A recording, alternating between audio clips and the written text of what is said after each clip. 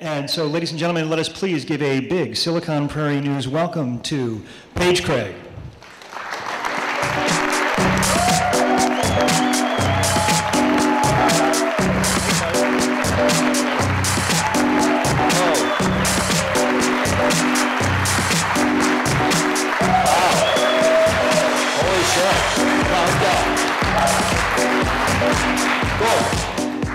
Des Moines, holy shit, I haven't been here in 3 years. And it's been really, really cool meeting people here. I came here 3 years ago, had a quick bite, and moved on to Chicago where I got some cousins. But it's amazing to see where you guys are today. I've met Dwala, Startup City, went to a wellness speech yesterday for Des Moines companies. And I was fired up to see that you guys have real startups here in the Midwest. Very cool. So what am I talking about today? I actually didn't really know until about 15 minutes ago. I talk about a lot of stuff, so I do have something I want to talk about, though, and it's a little bit different from what was on the schedule, and that's great because we can all make stuff up as entrepreneurs. I wanted to talk about passion, and another thing I talk about, which is how to build a company, and one of my principles about thinking big and executing small. If you guys haven't chatted with me before, I'd love to chat with you over beer. But here's a couple things. One, I meet too many entrepreneurs who don't have a passion for what they're doing, right? A lot of these entrepreneurs I meet don't have a passion. I've met some amazing people so far in the last 48 hours in Des Moines, though, who have a passion. And that fires me up to see people who are doing something they love and that they're good at, which is another key component. But first, passion. So I'll give you my background. I was in the Marine Corps. I worked in the intelligence community, and I left the government in 2003, and I drove into Baghdad to start my first company. And I had no idea about money. I didn't know shit about finances. I didn't know anything about business. And I got an MBA while I was in the Marine Corps just to prove to corporate America that I wasn't just a Marine. But I realized the MBA was useless. But I had this passion for national security.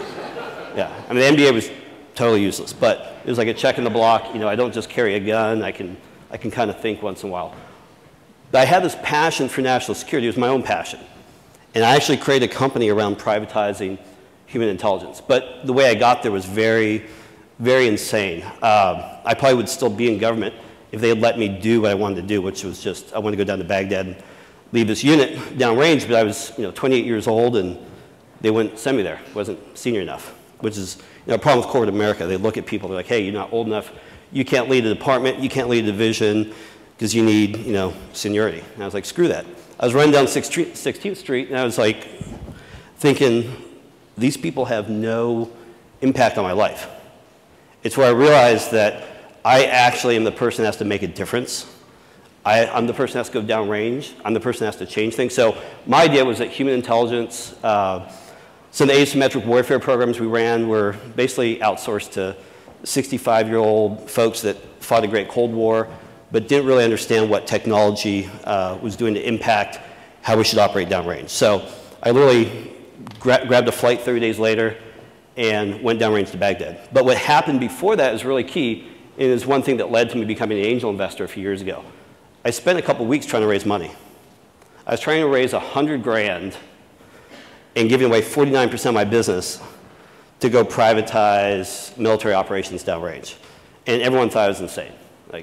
You're going to die, you're going to screw up, you're going to mess up. I was like, that sounds like, sitting here today, sounds like, a good moat, good defensibility. A lot of assholes in the world are scared to die. And I believed in this vision enough that I was willing to make that sacrifice.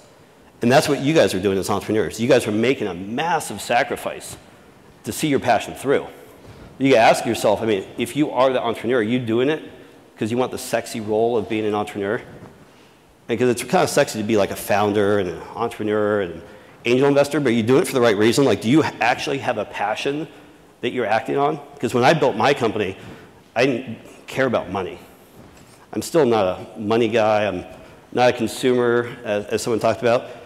For me, entrepreneurship is about solving big problems that we're passionate about. And my passion was fixing how we actually identified and destroyed terrorists and other bad folks that screw up the world. That was my passion.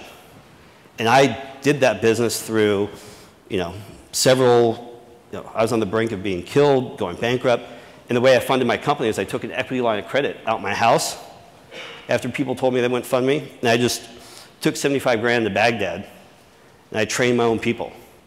I found passionate folks on the ground, trained them, led my own assault teams, built my own intelligence teams, built my own media teams, brought in technologists, cultural experts, ethnographers, and built this company on passion, not money.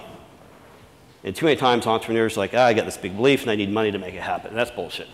Meet plenty of entrepreneurs who make things happen, who bootstrap and really sacrifice. Because if you have passion, you will succeed and make this thing happen. So ask yourselves, if you are one of those entrepreneurs in the room, are you doing what you really believe in? Are you solving a problem that you actually want to solve? That's a big thing for me. And I've seen it already. So also, if you're in corporate America and you're tired of it, and you got this thing you're passionate about, go out and solve it. Like, you don't have to be trapped in a big company. Do what you want. And I see this ecosystem. You guys have an ecosystem from Omaha, Des Moines. I'm off to Indiana tomorrow. You guys have that ecosystem building here. Go out there and associate yourselves with those inspirational, entrepreneurial folks that want to go build a company.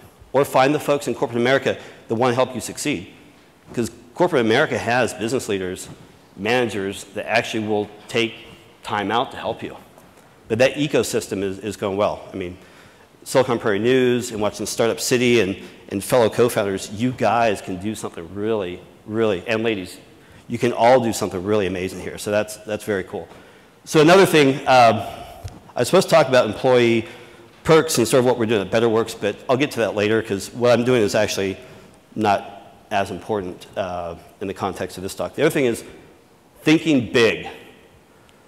Thinking really big and then executing small. And this is the dichotomy you have as a founder. You have to think really big. And you should be driving to solve a problem that, it's not that no one else has solved it, but you're going to solve it in a different way. It's something that you want to solve. So for me, after the first couple of companies and investing, I found I wanted to attack the problem of basically culture and employee happiness in the workplace. And it led from a belief that great companies are built by great people, and there weren't really the tools and products out there to help companies take care of their people better. So that was the big problem I'm attacking. And it's a problem that I can probably spend the next decade trying to fix. But I can't solve it all at once, right? I can't go after this massive roadmap of perks and mentorship and recognition programs and how we take care of employees' financial needs. It's a massive space. And every day that I work with companies, I learn new things about what employees need and what companies value, what they'll spend money on. So we have this really big vision to help companies take care of their employees, but we have to execute really small. And this is a mistake we make as founders, is that we get caught up in the big versus small. That big part is sort of that roadmap that you're trying to hit, that big vision someday, and you'll probably never get there. Like, that vision should extend beyond the horizon, beyond what you can ever hit. And that's to keep you and your employees motivated. Like, who wants to be limited to a little constrained space? You're like, okay, I can solve that in a year. Like, you need a big vision to attract the right people. We go out there and we hire folks who are excited by the challenge. And most of our early employees take a massive pay cut to come join us. And not just for the equity. Like, true entrepreneurs are inspired, and early employees are inspired by taking on big problems. I mean, who here wants to lead a boring life where you don't solve things for people? Anyone want to do that? Like, run insurance tables for the rest of your lives? And wouldn't it be more exciting to know that 10, 20 years from now, you can sit down and say, like, I solved that? I look at things overseas, I'm like, I ran that. We ran those elections. We were involved in both battles of Fallujah. Like, we did these things. Don't you want to sit there in 10, 20 years and say, like, I made that difference? I made that impact? So you want to have a big vision to go out there and rally your team. But you still have to execute small. Because if you're the entrepreneur that's out there doing 10, 20, 30 different things, and you're going to productize this, and you're going to sell to enterprise customers and small companies and mid-market companies and launch in every city, you're going to overextend yourself and fail. So the really key principle here is think big. Inspire people, hire people who are inspired by your vision, but execute really small. So I'll tell you, I built my first company on this big vision of revolutionizing how we run human intelligence and psychological warfare. But our first contract was $3 grand for DARPA. We ran this quick operation with DARPA, and we over-delivered on it. and we learned. We learned what the needs were on the ground. We're out there in the next contract, Marine Corps hires us, and we're running a psychological warfare mission down at Yusufia, 30 grand. Now, by the end of that year, we had translated all these little operations into a $30 million contract. But it all started really small, right? And it's the snowball effect. Like, it's not, you want this really small seed. It's not about doing something massive to start with. It's a really small seed that just rolls downhill very, very fast. You're iterating over and over and over again and delivering to your customers. So you're thinking big and you're executing small. How's that done today? I see entrepreneurs do it all the time. Good entrepreneurs have a massive vision and they discreetly go out there and attack a problem. And it might be geographically constrained. It might be, you might constrain it by the customer that you serve, the unique problem set that you're going after. But you solve one small thing, you do it really well. And then you start to extend it. This is also great for PR. You don't want to go out there and blow your load on, you know, this is what we're doing for the next 10 years. Media doesn't give a shit. You know, they want to have like little stories that you can tell over and over again. We do a really good job with BetterWorks of getting small stories out there. We don't tell the whole story, right? You know, if I'm sitting there and I'm dating you or romancing you, I'm not going to tell you everything about me on the first date or the second date. Like, I need to extend that stuff for a while. You're not going to come back. So tell your story over time and think about the evolution of your company as chapters. And tell those chapters slowly, execute on them slowly. I mean, execute very fast within each one, but don't reveal everything to the world. Your big vision could be digested over the next couple of years. Tell things that are relevant today. So example, BetterWorks, we sat down, we decided there's a ton that we can do to take care of employees. There's so many ways to take care of employees, and we picked one, which is employee perks. The idea is that we can get gym memberships and catering and great perks to employees. Employees value this stuff. 3 times its cash value. And we can do this one thing that really makes sense. Companies pay for it already. Employees get it. Employees value it. We'll do that. We won't talk to the world about the other 30 things on our roadmap. No one gives a shit right now. They don't have the attention span for it. And honestly, we can't build it yet. It's too early. So we're doing one thing very discreetly. So that's sort of my diatribe on thinking big and executing small. But I'll tell you, in my experience, and so built a large defense company, invested in about 45 startups now, and now my second company with an amazing team. And this whole think big, execute small is one of the core things that I look at as a founder, but also as an investor. You know, those of you out there pitching your company, and you're pitching this massive, disruptive thing, I like to hear that. You know, I want to work with, not just invest in, but be on the side of entrepreneurs who are solving big problems. But then when I sit down and evaluate you, whether I'm going to partner with you or invest in you, I need to know that you have the experience, the practicality of executing really small on that vision too, and doing great things. So don't be that founder that's going to solve the world's problems right now. Solve the world's problems over the next few years. Take the time to solve those problems. So that's my diatribe. I'll get into what we're doing now, which is the ties well into Luke's talk about benefits. But BetterWorks, and I won't hound this too much, the idea around BetterWorks was based on this idea that whether you're building refrigerators, or you're building cars, or you're building an insurance company, or you're a startup, all of these great companies come from people. Right? At the core of these great companies are great people. Anyone disagree with that?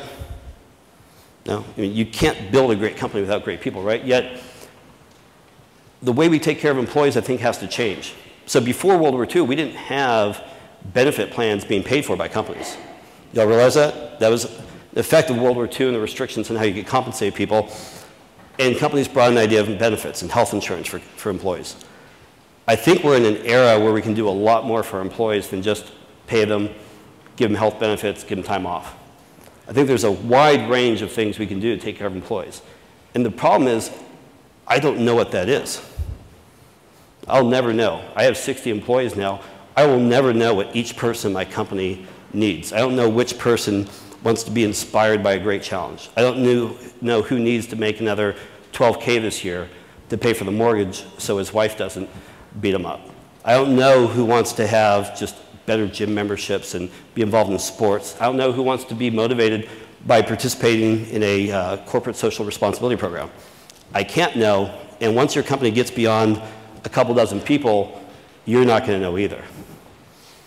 We're in this era where consumers want everything personalized right now.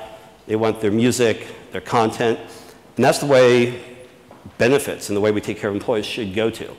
We should get those programs personalized to us, and that's the thinking we got to was, could we extend these ways to take care of employees in a very personalized fashion? Could we make sure that the way we take care of an employee in our company is actually discreetly tuned for what that employee needs at that point in time? Because employees' needs will change. You hire someone when they're 21, they get married, they have family, they get sick. Needs change over time. So we had this idea that we could actually start to personalize to every single person in the company the way we take care of them. And that's everything from the cash bonuses, the perks, the rewards, the recognition, the thank yous, all that stuff can be personalized. The other point that really inspired us was that great employees are subject to this really shitty experience called the quarterly or annual review, right? That thing sucks. That's like, we had in the military, and it's usually an exercise in some manager saying, holy shit, I got 2 days to get this bullshit done, right? And they're like, checkbox, checkbox, right. And it's a bunch of crap. Like, I can't remember a year's worth of good stuff that you did and a year's worth of bad stuff. Unless you're like that superstar or the dog that I don't want in my company, and I should have got rid of you earlier. Like, unless you're on the extreme boundaries of that experience, we totally lose track of what employee performance is about when we do annual and quarterly reviews. So we thought about is, could we change the way employees are recognized? And I don't just mean the thank yous. What we're talking about is all the ways that we recognize people, whether it's saying, great job staying up till 2 a.m. and cracking out that code, great work on that sales call, whatever it is you're being thanked for, can we get recognition to more of a instantaneous Twitter-like form where each of us can recognize people in the company in real time when things happen in very discrete bits of recognition?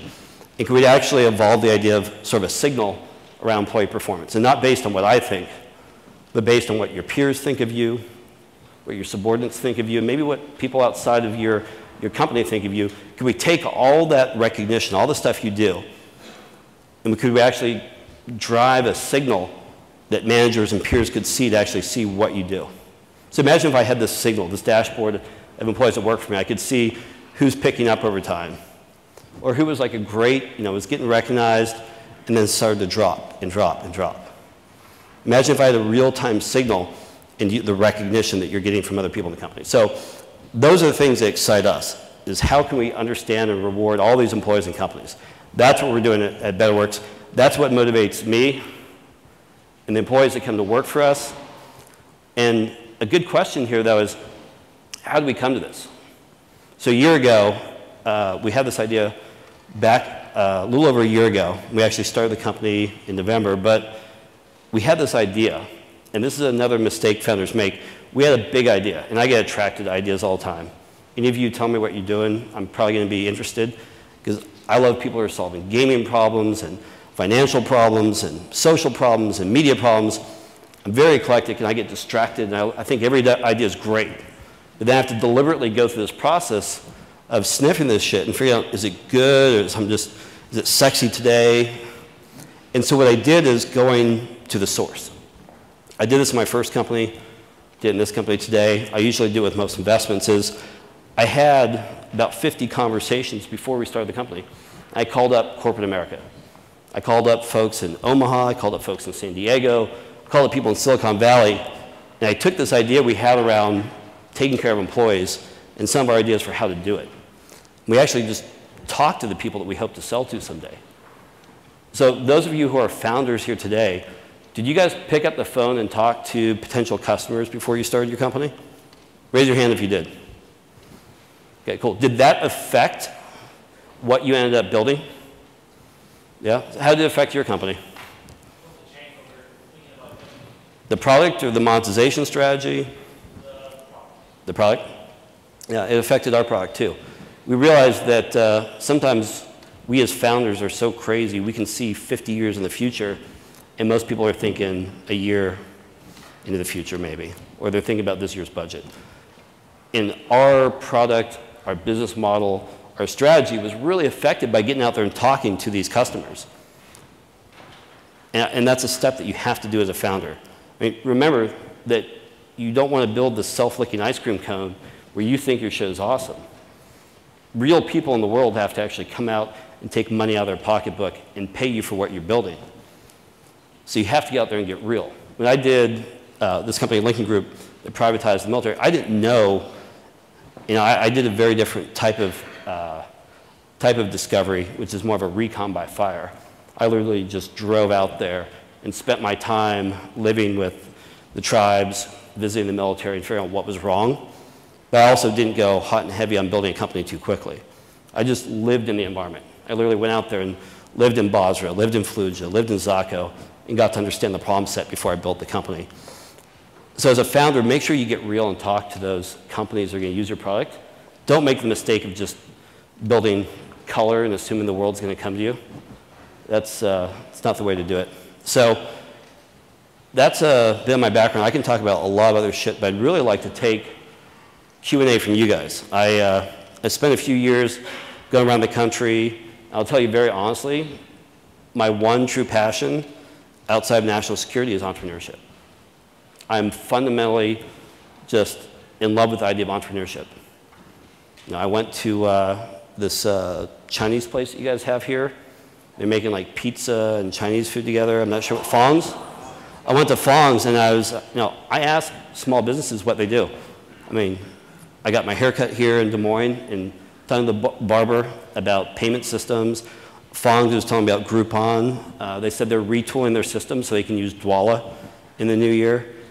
And if you guys are in the business of solving things, like, you'd be amazed how much you learn by talking to barbers and shop owners and like the people who make up half the employees in this country. Half of America works for a small or medium business. Be amazed what you can learn. Like, we go there and we eat, we get our haircut, we do all this stuff. Do you guys actually talk to business owners when you go out there? This I do. So I have this passion for like how people get stuff done. How they're going to grow their company, hire people, make money, innovate, change, what's threatening them. I love that stuff. Like, I soak it up like I read HBR on the plane. I just suck this information up and I love it. Even if it's not useful to me today, it's incredible to get out there in this real world and just talk to people that are facing a myriad of challenges to grow their company. So if you are that founder, go out there and experience the world and talk to these people that have real businesses and figure out what you're going to do for them. Now, I'm talking about this from a business angle. Consumers are different, and that's because one of my passions is this whole consumerization of the enterprise. If you're a founder looking for a giant problem set, think about this. Most software for the last 2 decades was built with the enterprise in mind. Most software was built to solve the problems of enterprise America. Companies that could spend millions, tens of millions of dollars in software. But there's another 6 million companies with employees. And there's like 21 million sole proprietorships.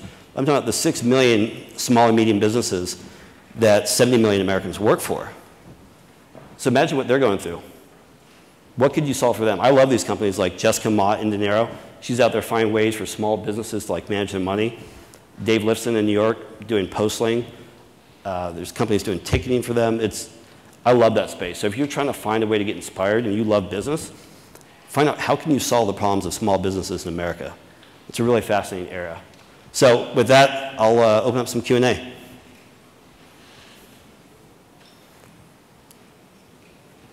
Have I answered all your questions in the world? Awesome. I can go to sleep happy tonight. Shoot. And just a reminder, if you could step forward to the microphone so that hi, live streamers, so that the folks at home and everybody else can hear the question. Thanks. You talk about big ideas and execute small. Yeah. And checked out your business. I work in the incentive and engagement space here in Des Moines. And you, I think, are currently in the Santa Monica area with BetterWorks and kind of extending it to consumers out there. Are you going to extend that beyond the reach of Silicon Valley? The entire world and beyond. I put my name in for a beta when you kind of open up to this. You can register now. We'll get to you. So we're in California, Texas, New York City, opening up in Chicago, and we will come to Omaha, Des Moines, and I mean, we'll be all across the U.S., but we're also thinking globally as well. So do you have a timetable for Des Moines? That was my question. Was when is it coming to Des Moines? So. We're thinking Q2 of next year. Q2. Okay. Yeah, but all plans are open to be disrupted. Awesome. Hey, Paige, I had the chance to talk Dwala. to you. Yes. Thanks for the t-shirt.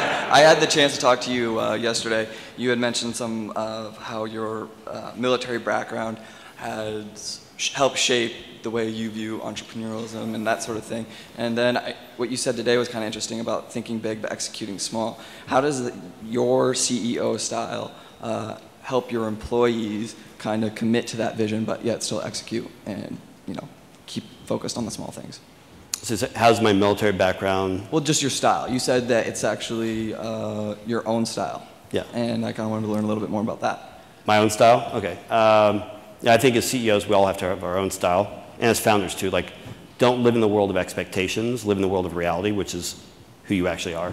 So for me as a CEO, I do things like I'm big into just shaking things up. And so I've done things like I take my entire team, throw them on a bus, and take them to Vegas for 4 days. Doesn't really seem relevant to the business at hand, but... It might be hard to do in Iowa.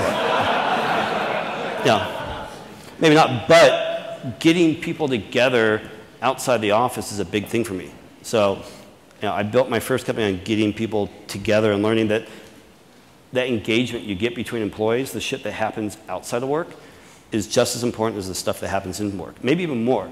Because in work mode, we're like so focused on this thing at hand, this Excel table, this code, you know, the Salesforce report, that we forget about all the other stuff that's really important, like the connections between teams, the relationships that let us understand, you know, the personal connection that lets us know that, you know, that email that looks like they're pissed off at us is just their style, or the innovation that happens. So building those social connections is something I learned in the military. So in the military, we're pretty much all consumed by our mission.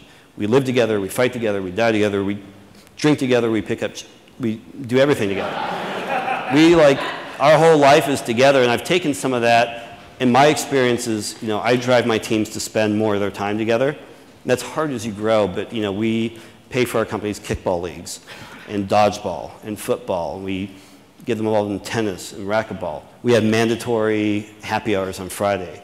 We stop Wednesday, you know, Wednesday afternoons we stop and we do game day.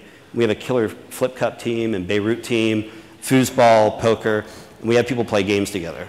And that's just from my experience in the military of getting people to live more than just their mission together, but live their lives. And that's hard as you start to get married people and others that have other family responsibilities. But in startup mode, you have that luxury.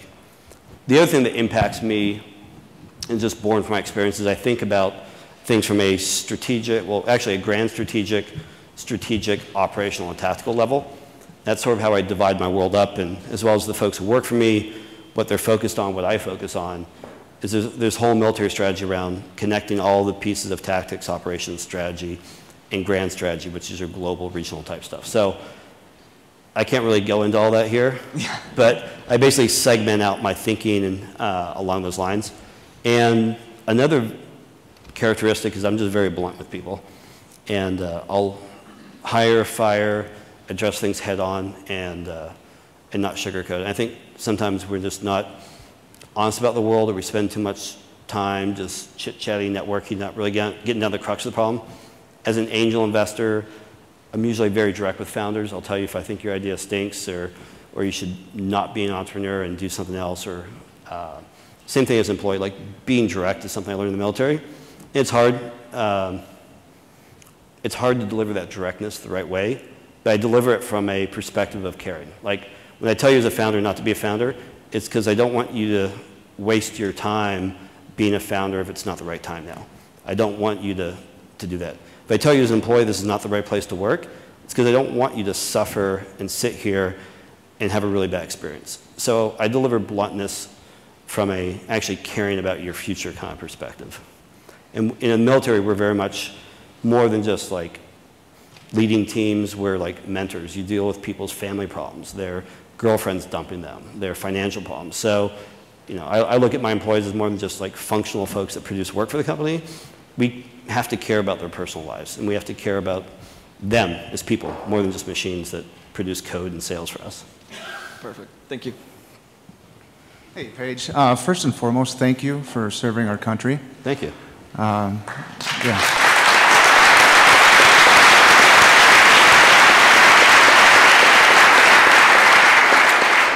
Second, how have your 45 investments panned out, and what are the main takeaways that you got from that, and what takeaways might you give the folks in the audience who are looking for funding? Well, lots of things. First lesson I learned is do not invest in someone that you have a relationship with. That was my first lesson. Family, girls, whatever, don't mix that. That was a painful lesson. Investments have done great. Folks who are leading massive changes in the world. So Clout is one of the companies that I just fell in love with. I hit Joe up when he had like this little app online, and I just asked him, it's like, is this like a little having fun thing, or do you have like a big vision? And he had this massive vision how everyone can use their influence online to change the world.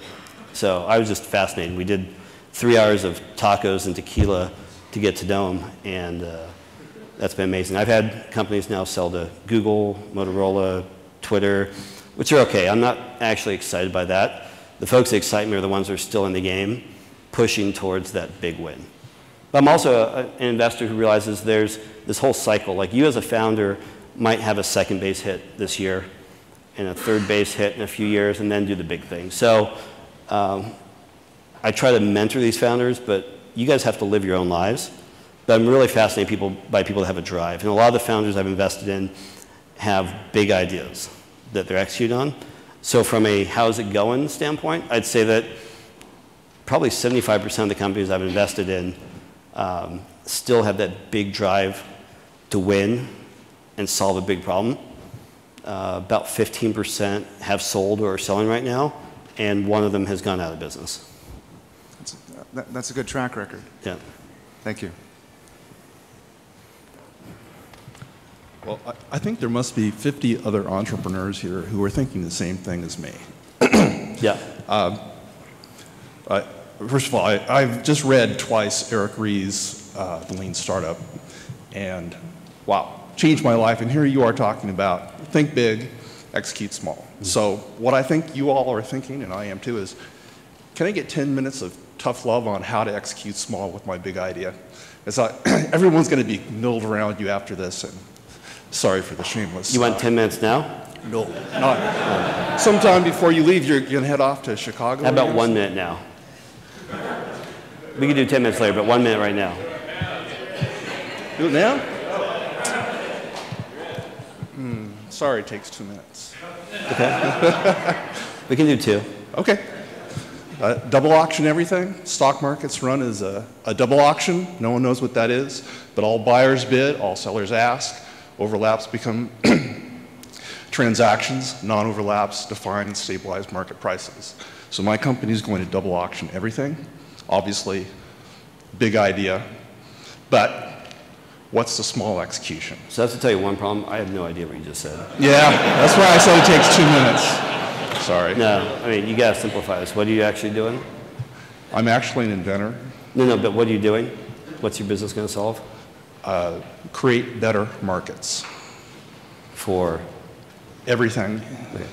So I think... clearly too big. Right here, one thing is you want to raise money, you want to hire... No. In the future, you'll want to raise money, you want to hire people, you want to inspire people. Yeah. You've got to find a way to figure out how to express what you're doing in a better way. Lots of smart people here, and when I hear things that just don't really sound like... I really didn't get what you're talking about. I heard the stock market and a transaction and maybe something about tequila in there, but... Yeah, that was tequila. But break down what you're doing into like real world. Like how in the hell is this relevant to the real world? And so happy to talk about that later, right? That's what I was really asking. One thing I'm seeing with founders is founders have these big crazy ideas on how to solve stuff, and they do a really bad job of explaining what they do and having a narrative and a story behind it. But happy to chat with you later. Thank you. Okay. Hey, Paige, I was just wondering if you're in need of an awesome administrative assistant that could help you in your company.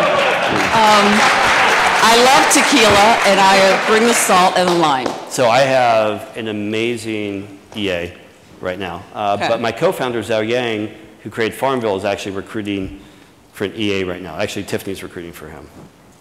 Well, think of But me. the job is in Santa Monica, so you would have to live 4 blocks from the beach in the sunshine. I don't really think I could handle that, but you know, think about it once in a while. Okay.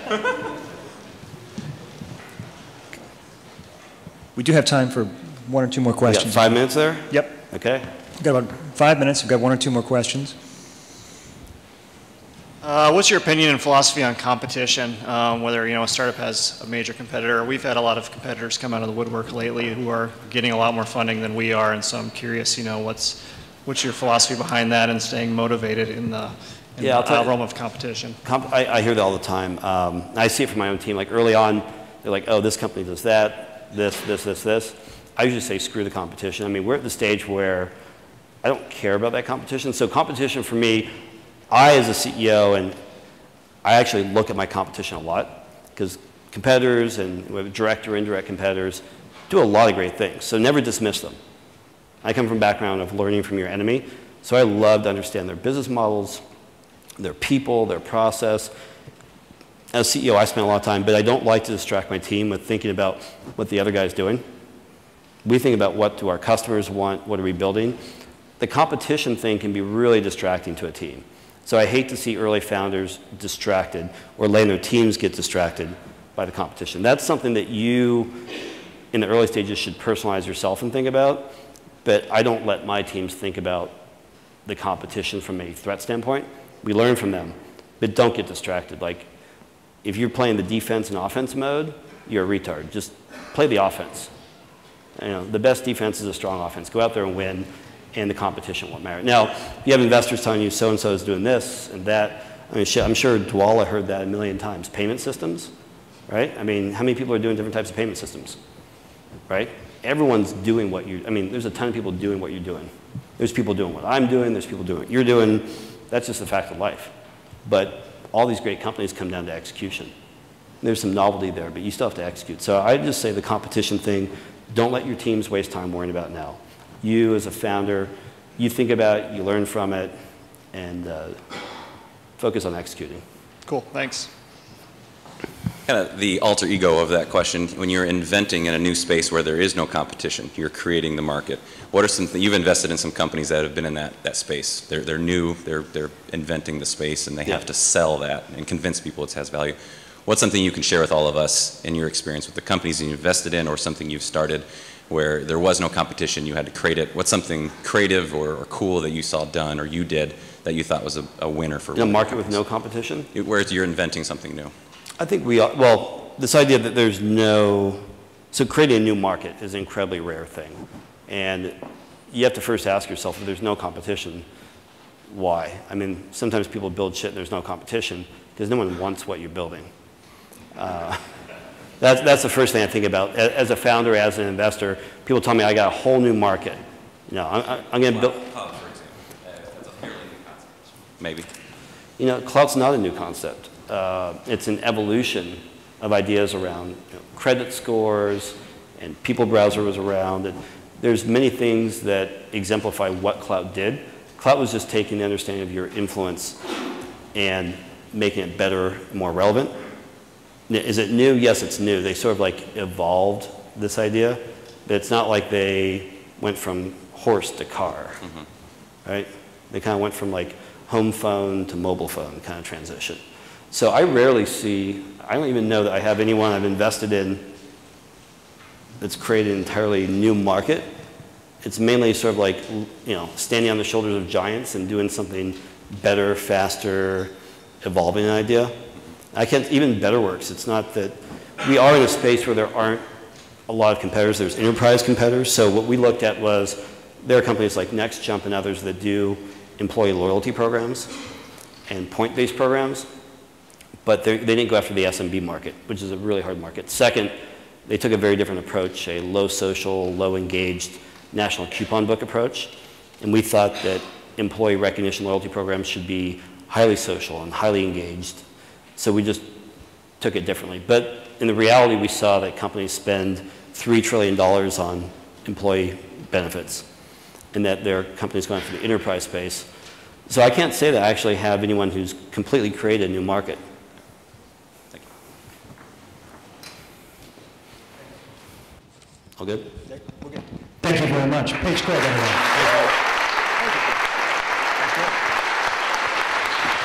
Paige Craig.